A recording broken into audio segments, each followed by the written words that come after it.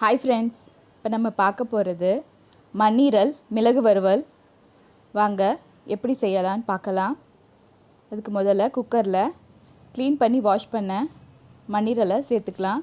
கூடவே கொஞ்சமாக தண்ணி சேர்த்து 1/2 ஸ்பூன் மஞ்சத்தூள் இதெல்லாம் சேர்த்து நல்லா மிக்ஸ் பண்ணி 3 விசில் வச்சு எடுத்துக்கலாம். குக் ஆனதுக்கப்புறமா இதை ஆற வச்சு குட்டி குட்டியாக கட் பண்ணி எடுத்துக்கலாம். நெக்ஸ்ட்டு கடாய் ஹீட் பண்ணி 2 டேபிள் ஸ்பூன் நல்லெண்ணெய் சேர்த்துக்கலாம். நல்லெண்ணெய் சூடானதும் 1/2 ஸ்பூன் சோம்பு பொரிஞ்சு வரட்டும்.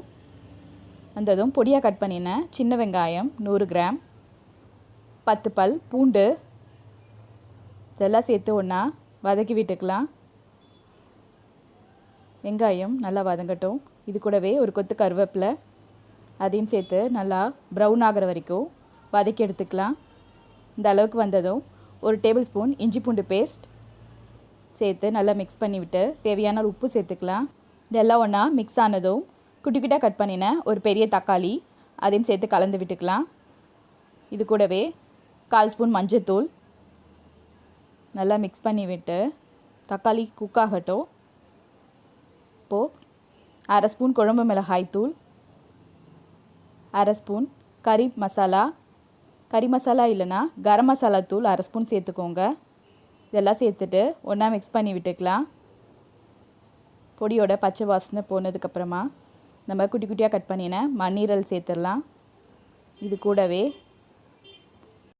மண்ணீரல் வேக வச்ச தண்ணியும் சேர்த்து ஒன்றா மிக்ஸ் பண்ணி விட்டுக்கலாம். இப்போது கொதிக்க ஆரம்பிச்சிச்சு. இது மூடி போட்டு 5லேருந்து 7 நிமிஷம் குக் பண்ணலாம். பாருங்கள், 5 நிமிஷத்துக்கு அப்புறம் தண்ணியெல்லாம் நல்லா வற்றி வர வரைக்கும் குக் பண்ணலாம். இந்த அளவுக்கு சுருளை வதங்கி வந்திருக்கு.